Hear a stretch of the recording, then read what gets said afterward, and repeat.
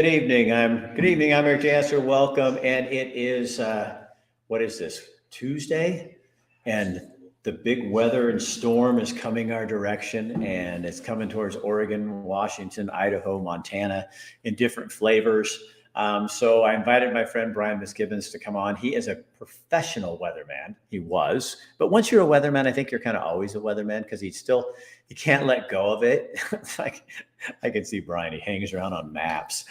His wife's like going, "Brian, can you come help with the kids?" And he's like, "Yeah, just a second. There's a jet stream just changed. I got to go check it out." Anyway, that's Brian. So, but our show is sponsored by Albert Taylor, Endless Possibilities, an organization in Eugene, Springfield that works with people with different abilities, always looking for people to work for them. If you're looking for a way to change your life, Albert Taylor is the way to do it. You will definitely know you have a real life job. Montana Oral Surgery and Dental Implant Center in Helena, Bozeman, Great Falls, and Butte. There we go. 4 locations. I just interviewed one of the doctors yesterday, and she's absolutely amazing. And if you're looking for any kind of extractions, any kind of oral, she said that she just moved there from Kalispell a while back. And she said one of the things she did the most of was grizzly bear maulings. When a person would be mauled by a grizzly bear, their face, she would restructure and rebuild their face. I'm like, oh my God. And I do podcasting. In the big world order, I do podcasting. She fixes people's faces. Yeah, okay, there's an importance level. And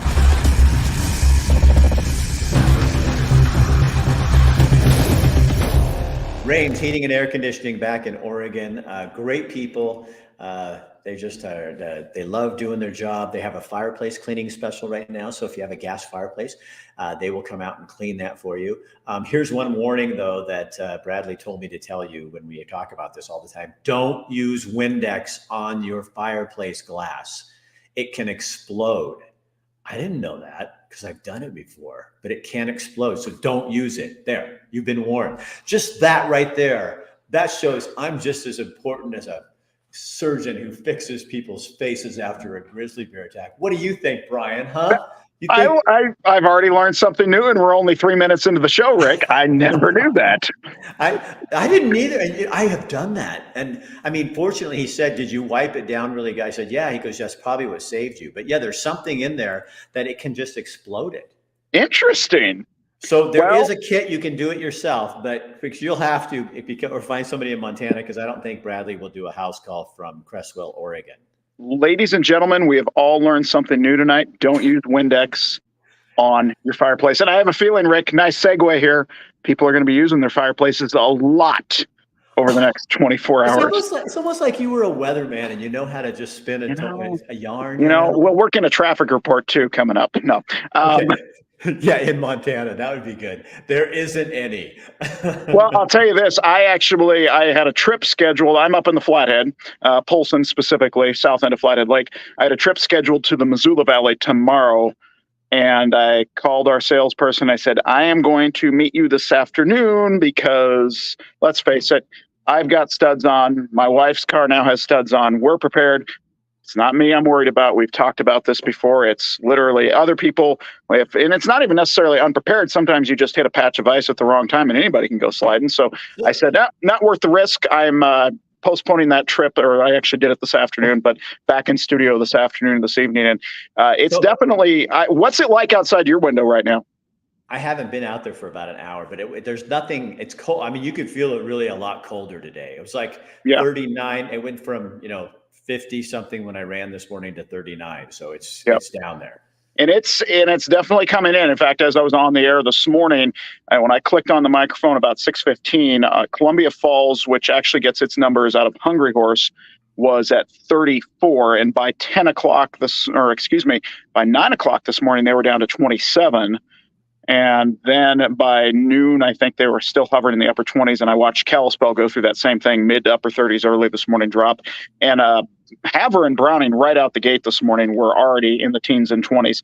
Rick, I'm going to flip this camera around. Just tell me if I'm getting it. Just tell me if I'm getting it right, because I'm. Yeah, you're there. Okay. You're good. Okay, perfect. So I'm going to hold it right there and look at some of these numbers right now. I'm just going to hover over them. Light snow and mist currently, and that's 16 degrees coming in from Cutbank. They've pretty much been hovering there most of the day. I'm going to scroll a little bit over to the west. Let's go over to Kalispell. Light snow and mist just within the past hour, 27. Now 120 miles to the south, Missoula, 48 degrees, still cloudy. That front is hung up right in here, and you can kind of follow my cursor there. There is the front basically draping all the way through the state. You can see basically north of that line, we're talking 20s, low 30s, and south of that line, it's in the banana belt. In fact, Dylan checking in 54 degrees. Sounds balmy, doesn't it? Compared to that 27 up north, 16. Meanwhile, Rick, closer to you, Helena, 30 degrees currently, and off to the southwest. So Bozeman still sitting at 48 degrees. Now, let's switch over to live radar right now. And this is where everything's coming in. It's kind of a multi-pronged system.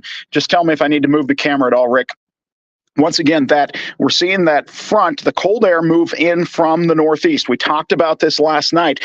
Now watch what happens. Here comes that fetch of moisture off the Pacific, and it's like a fire hose aimed right here, mainly into west central and southwest Montana. But as you can see, a fair fetch of moisture now getting up into the Flathead and Mission valleys, as we projected last night. The far northwest corner of the state really missing out so far on the bulk of the moisture. Now moving off to the west of Portland, Salem, Vancouver, as well as down towards Eugene, Cresswell, that moisture continues to stream onshore. Now what happens overnight, you may be asking, well, you can clearly see that moisture all streaming in from the southwest, and that is why we are calling for, you guessed it, more snow. In fact, this is just one of the multiple maps I use when I'm projecting, but I'm going to advance this through. This is currently right about the time we are right now. It's actually about an hour old, but let's advance this through, and I'm going to take you step by step. So now we are into the 8 o'clock hour tonight, Mountain Time, 7 Pacific. You can see that moisture continues to stream up from the west-southwest. Now, one note, some areas a little bit of blue in there. That's indicative of rain instead of snow. You get into the purple, and you can see that just a little bit of blue shading right there from Missoula down to the Bitterroot Valley, also parts of the Mission Valley still hanging on to a rain-snow mix. I'm going to advance this a little bit further, and as you go through the night, there it goes. It goes all snow, and those darker shades of purple indicate that is moderate, light to moderate, in some cases heavy snow, now pushing in northwest of Bozeman, south of Great Falls, southwest as well. Missoula Valley now into the snow zone, even now starting to push into parts of northwest Montana. We're going to advance this now into tomorrow morning. Actually, during the overnight hours tonight, a band of moderate to even heavy snow now starting to show up over the Missoula Valley, as well as north over to Evero Hill, over towards you, Rick, Helena, as well as Townsend, beginning to see some decent bands of snow. If you're not already, you will be, especially during the overnight hours. Now, we're going to advance this a little bit further along. Let's take you right up to 5 o'clock tomorrow morning, and you can continue to see snow showers all throughout our western as well as west central and northern Montana, for that matter, pretty much everywhere in Montana except for the far southeast corner. And now we're going to pause this. This is right about commute time tomorrow morning between 7 and 8 a.m.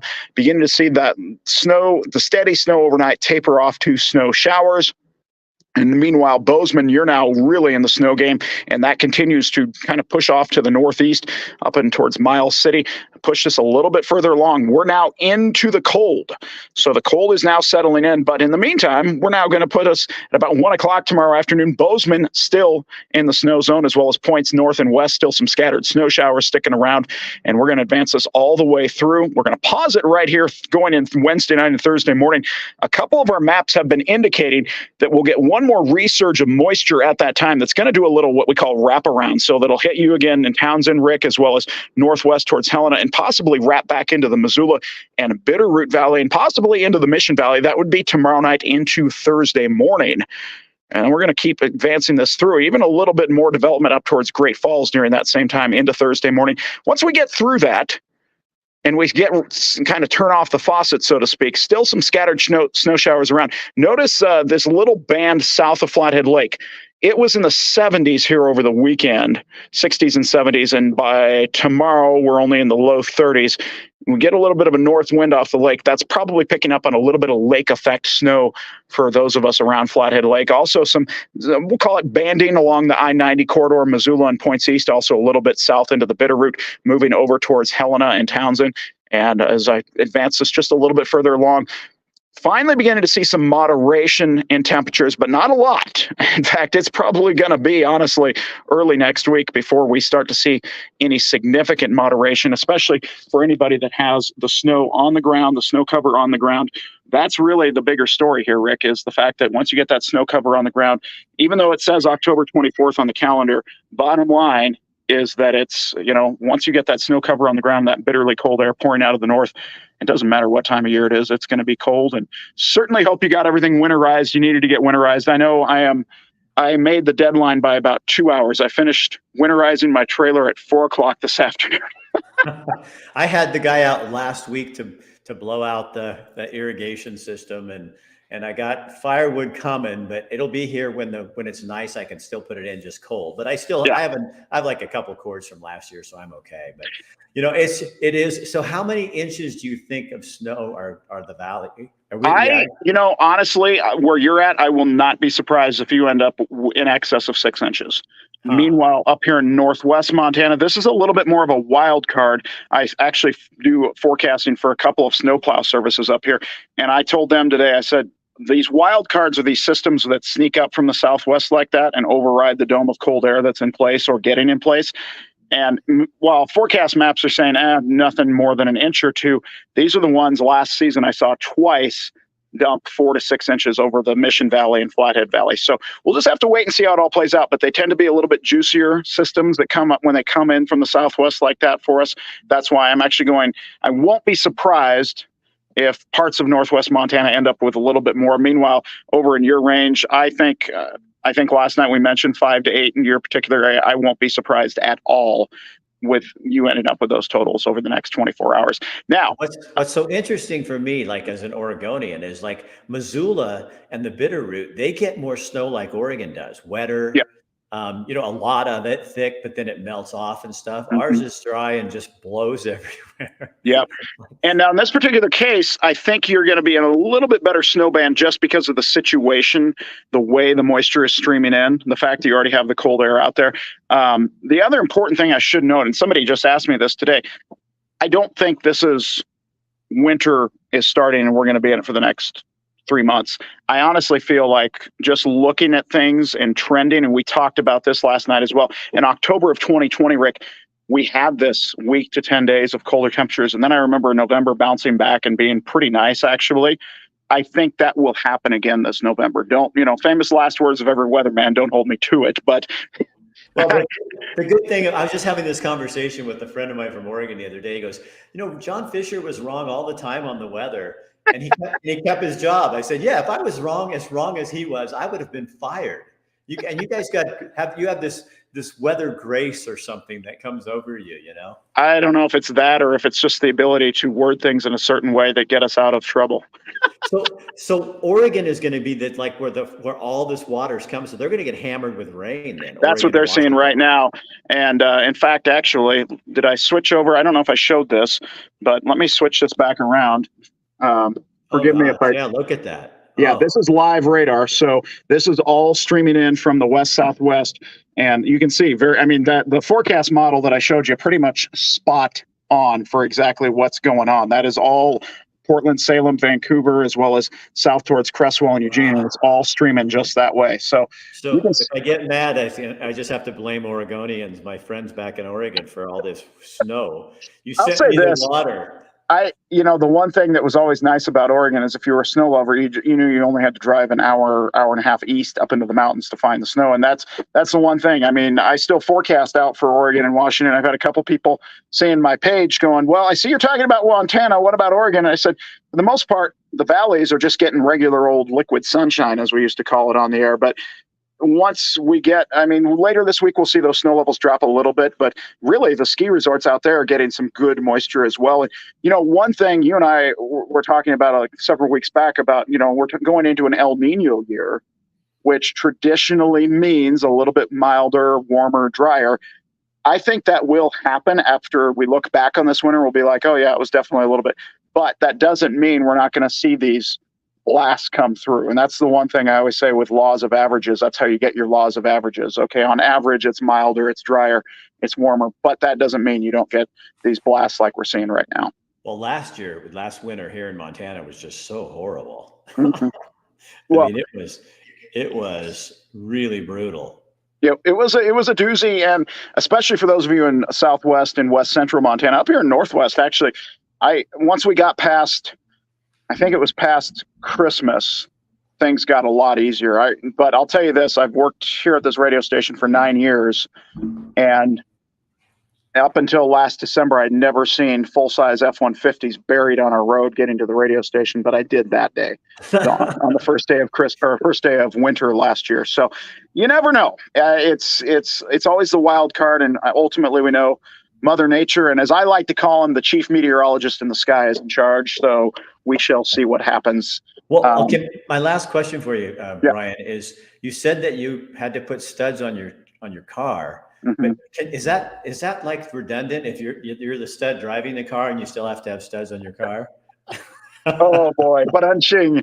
No, what's funny is when we moved here, Rick, I had always had snow tires in Oregon. I bounced between studless and studded. But then somebody, when I moved here, now this will spark a debate on your page for the Montanans following Okay, this, here we go. but I remember a guy at the tire shop saying studs work better. And I'm like, oh, interesting. I've been running studless for 15 years, and he goes, studs work better in Montana, not necessarily everywhere. So I kind of took his advice, and ever since then, we run studs on our vehicles. And it's just it is what it is. But I always say it's a little bit of an insurance policy, Yeah. just because you don't want to be becoming the giant sleigh out on the highway. Yeah, with my hair and beard, I don't want to be a sled at all because what they're going to get is not Christmas. I was going to say the kids will be stopping you. Brian, thank you so much for Hey, your thanks, help. Rick. And talent. See you later, man. See you. All right, again, that's Brian Miskimins. If you guys want to know more about him, just go on Facebook and Miskimins, and you will find him over there. Does weather forecasts for Montana, for Oregon, for other people, talks about the weather. So when we used to do ratings in Eugene, oh wait, I'm going to bring Instagram on here now. Since Brian's gone, they can't see him. It's kind of hard to watch from over there. Okay, Instagram, welcome. Nice to have you on board. We just did a whole thing on weather. If you missed it, oh well. That's the kindness in me. But anyway, we used to do research when I was a news anchor, and weather was the most sought after thing. And that's why when you watch the news, or when you used to watch the news, and you'd see segment after segment after segment of weather, like, oh, we'll tell you whether, what's going to happen here. That's what was going on. Well, hello, you folks over there. Oh my God, look at all you just popping on here all of a sudden. We've been talking about the weather. There's snow coming for Montana. If you guys want to pipe in on Facebook, just hit on your comment section. I'll read your comments and I'll see you too. It's freestyle night the rest of the night. Got about 10 more minutes. We're going to talk about whatever it is you want to talk about. Oh, Sarah Jones says from the UK, finally, I get to join you. You guys, if you also want to find out, if you want to have like a fun show that we do, you can go on our TikTok page. And oh my gosh, we get 18,000 views on those things. And we got people from Brazil, from all over the place. So Sarah's from Sherwood Lake. Is that Oregon? Where's that? Where's Sherwood Lake? And what is your weather like where you guys are from? Because what we're expecting in Montana tonight is 6 to 8 inches. And I have not been out there yet. But when I do get snow, I promise I will post it. Sarah, you never catch me live? Oh my God. Well, I don't do live on Instagram very much because there aren't a ton of people that watch live on Instagram. I don't know what that is. Have you guys know what I would love to know? What social media platform are you on the most? So there's Dallas is raining. Okay, yeah, you guys, your rain is coming to me in the form of snow. So I really thank you for that in Oregon. We're so appreciative that you could be so giving to all of us here. But are you Facebook? Are you Instagram? Are you TikTok? Are you websites? Are you podcasts? Are you what are you moving to? What are you moving away from? Because I'm seeing a lot of people moving away from Facebook. Just prefer TikTok. Okay, so when I don't know what is your TXG? What do you prefer about TikTok? And yeah, that's what would be a good question is what I watch the posts you put online and they always talk about your hair. They do. I know. So Liz, you're over here on Facebook and you're watching on Facebook. I know it's part of the shtick, Sarah, they just like to watch. So Todd, what is it that Todd. Okay, Todd, that's your name. Gotcha. So Todd, what is it that you like about TikTok over the other ones? Hello, Jeanette in Florida. It's hot in Florida. How hot is it? I mean, seriously, make me sad because my temperatures are going to be around 5 this weekend. TikTok is easy. I agree. And I think people aren't as nasty on TikTok. To me, I find that. And on Instagram, both. I think people are a lot more not looking for a fight, where I find people on Facebook tend to be looking for a fight. That's my opinion. And maybe that's because it's more of us old guys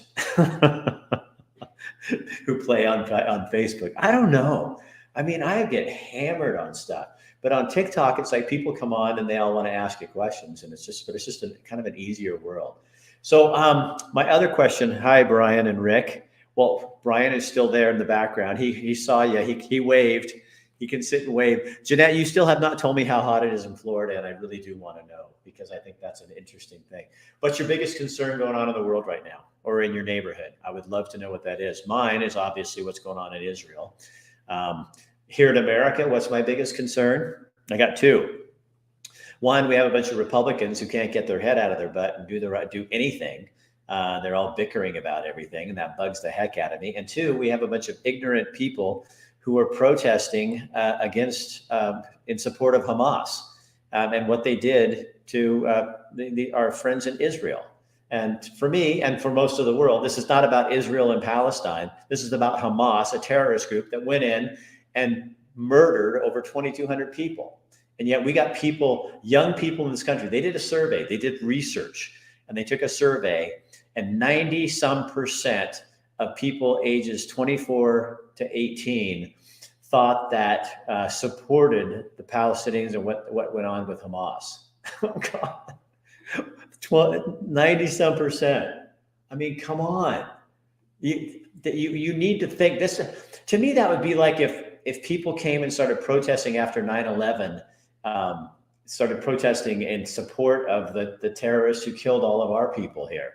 I just don't understand that. I mean, I understand there's a conflict between Palestine and also Israel. And I bet you 90% of those kids who are saying that they support Hamas don't even know what the hell they're talking about. I would almost guarantee you. I also don't want anyone 70 to run for any office. Sarah, I am so with you. We live in the United States of America. We are supposed to be the most diverse culture. We're supposed to be okay with everybody. Yeah, Todd, I agree. Middle East, young people need to educate themselves and learn to think. Yeah. Okay, so here was Sarah's comment. Here's my comment. Is this all we can do is find two old white men to represent us as president of the United States? They're both going to be in their 80s or past. And this is all we have to offer. Of all the amazing people in our country, this is all we can find is two old white men. Wow, we are diverse. I mean, come on. There are so many intelligent Black people, women, Latinos, anybody. And all we can find is this. I just think that says a lot about how apathetic our country is right now. I was listening to a podcast with Jordan Peterson with a neuroscientist guy. He studies baboons. And by the time you listen to his conversation about the baboons, you realize that humans are not far from baboons. He talks about how barbaric they are and how they pick on each other and they have too much time on their hands. This is what he said. I found this really interesting. He said baboons, he studied them for 30 years. He's in the wild. And he said, what these animals do is he says they have 4 hours where they spend getting food, and then they have 8 hours where they have nothing to do. So what they end up doing is just picking on each other, finding ways to stir up stuff in the tribe. And I thought, God, that's just like human beings. We have too much time on our hands. And so all we have is time to nitpick on each other. Just go on Facebook, go look on social media, what people do. Sarah says, but people don't want to be a leader as to be honest to you. No, what I ran for public office. I ran for Secretary of State in Oregon. People do not want people who have their own values, or what they want is a puppet to go in and do what they tell them to do. But they say that's not what they want, but that's exactly what they want. I used to have people come up and they go, "What are you going to do for me when you're elected?" And I thought, well, I thought I was elected for all Oregonians. I didn't know it was just you. It was like, you narcissist. I didn't know I was running for you. And that's how they treat you. If you don't like their issue, if they like everything about you, but there's one issue they disagree with, and that's what I have a huge problem with one issue party voters. If you have a bumper sticker on your car that says, "I vote only Democrat," that means you're stupid. If you had a bumper sticker on your car that said, "I only vote for Republicans," then I think you're stupid.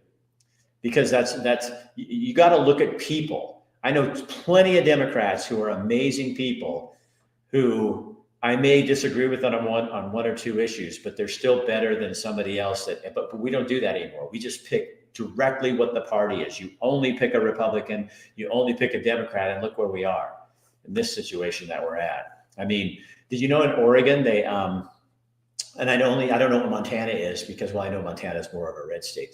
But in Oregon, there are more non-affiliated voters registered in Oregon than there are Democrats, and then there are Republicans.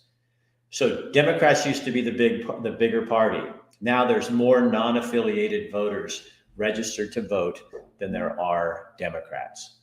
And the problem with that is that usually people who are not affiliated with a party, a good percentage of them don't really care. So they're not going to vote, and they're not going to be dedicated to vote. So then what you have is the same old game. Could you imagine if all those people who were non-affiliated voters finally just decided, you know what, I'm participating, I'm doing this, I'm going to change this? You would have the most amazing election, because nobody'd be able to read what was going to happen, because these people are by nature independent. They don't want people to know.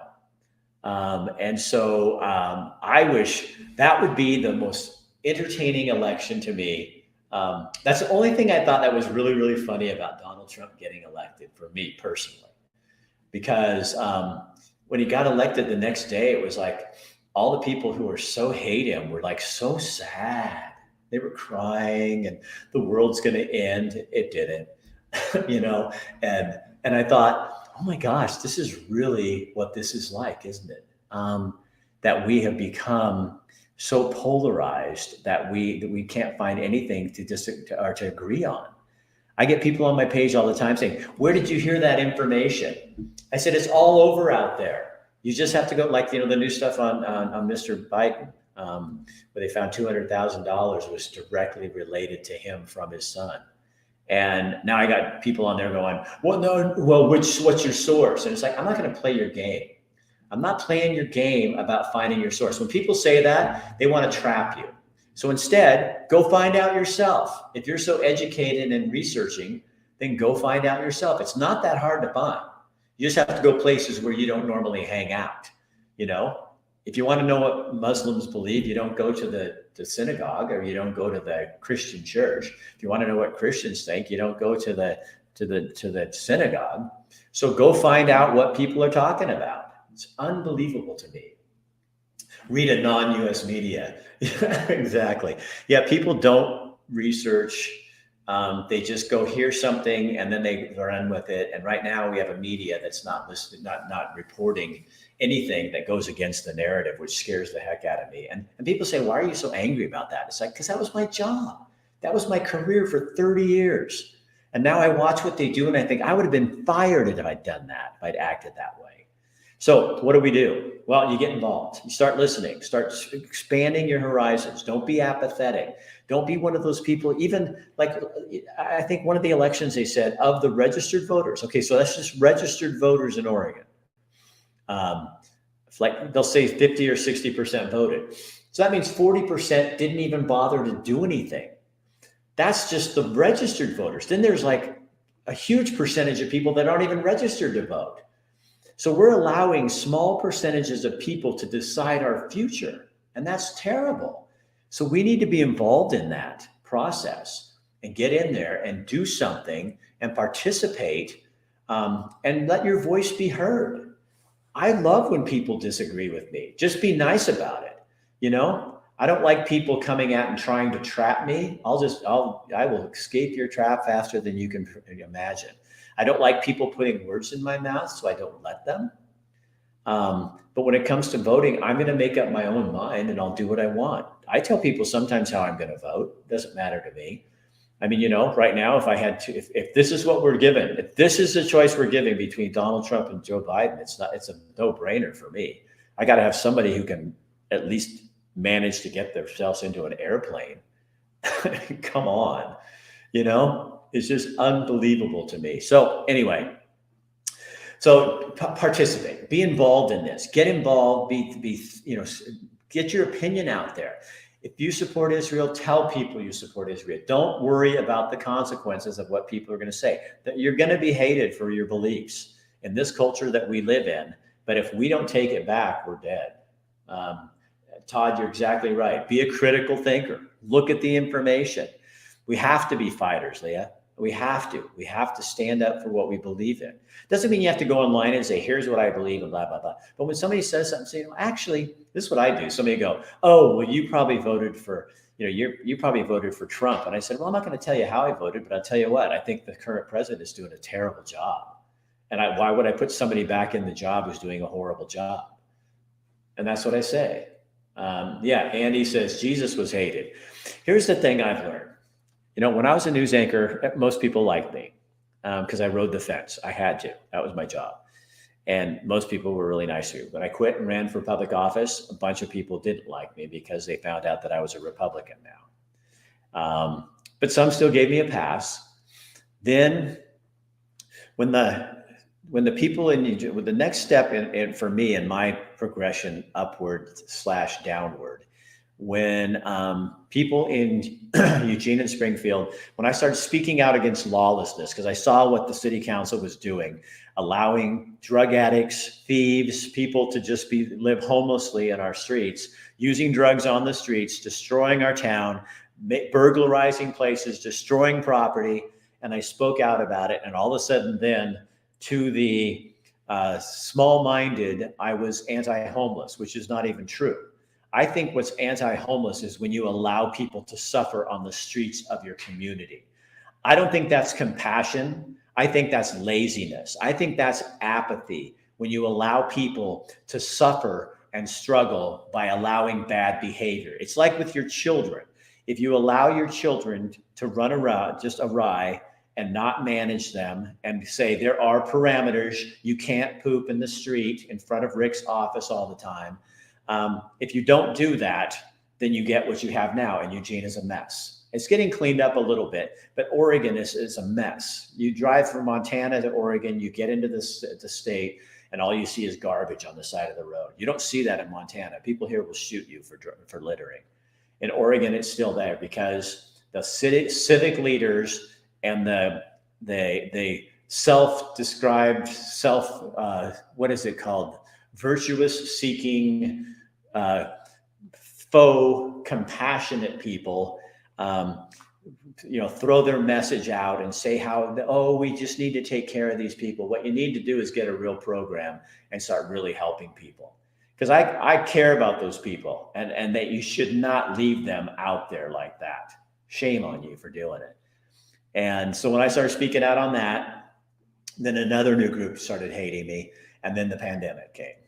And after a month, my wife and I just couldn't do it anymore. And we started speaking out about that because things didn't add up when I had my critical thinking skills on. And now if you look back and you look at what's coming out, we were right and they were wrong. And I get censored on here for that. Facebook will pull this and throttle it back. That's how they treat you. But you know what? You keep speaking your truth. Not your truth. You keep speaking the truth. Because the truth is the only thing that's going to set us free. So that's my rant for the evening. Again, watch the weather. Oregon, you're getting rained on like crazy. It's good for the snow in the mountains, good for your, trees and everything. It's coming to Montana. Your rain is coming to me as snow. And we're going to get 6 to 8 inches over the next few days. Thank you again, Brian, for coming. Thanks to all of our sponsors. If you're somebody out there who is looking for some place to put advertising dollars and you want to sponsor somebody, we would love to have you on board. We're not everybody's cup of tea, but you know what? We got a voice. We have a huge audience, and we got people who are really paying attention, because you know what? There's a lot of people who care. I'm Rick Dancer. We will be back on TikTok tomorrow night. And then on Thursday night, got another Oregonian coming on to talk about some of the issues involved with schools that are concerning to him. And that won't be on Instagram. It will be eventually. I always put these on Instagram eventually, so they'll be there. So anyway. All right, that's it. Thanks for being with us tonight. We will talk to you, and go sign up on our page. Go to my website. That's where you'll find all my blogs, everything I'm thinking, all the things. I can't censor it when it's on my Facebook page, on my website. That's rickdancer.com. Go under blog, subscribe. It'll send it out to you when I write something new, and you'll love it. And administrator approved you or something. Oh yeah, Facebook screwing with me again. All right.